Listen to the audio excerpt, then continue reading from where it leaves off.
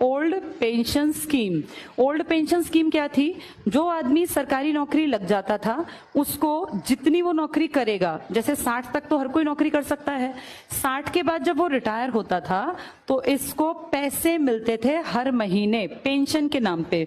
और ये पेंशन 1-2 हजार नहीं थी, ये पेंशन इतनी थी कि इसकी जिंदगी इज्जत के साथ कट जाती।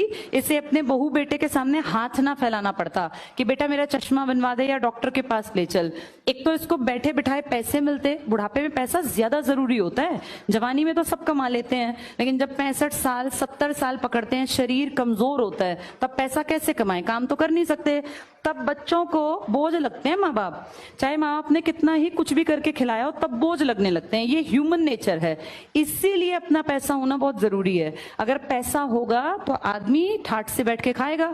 और आदमी जो पेंशन वाले थे ना, इनको सिर्फ पेंशन नहीं, इनको इसके साथ साथ हेल्थ के ऊपर भी सरकार एक श्योरिटी बना के देती थी कि आपको या आपकी वाइफ को, बच्चों को नहीं। बच्चे 21 साल के बाद कवर नहीं होते। किसी का बेटा अगर 22 साल का है तो फिर वो पेंशन वाले लोग जो है ना, ये इसका इलाज नहीं करा सकते, उसके लिए पैसे देने पड़ेंगे। अपना कमा खा, उसके बच्चों को थोड़ी ना सरकार खींचती जाएगी। लेकिन वो जो भी आदमी है और जो उसकी वाइफ है, इन दोनों का सारा मेडिकल का खर्चा सरकार उठाती थी। अगर ध्यान से देखा जाए तो ये बहुत जरूरी और बहुत अच्छी बात थी।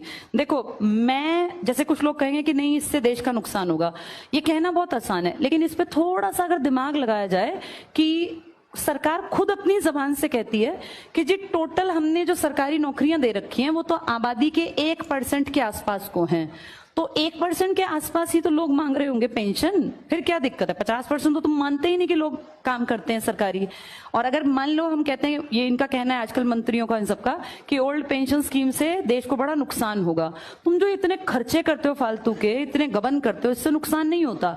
और अगर नुकसान होता है तो हमारे एमएलएज को, हमारे एमपीज को, हमारे CM, PM, president of India, vice president of India, इन सबको क्यों मिल रही है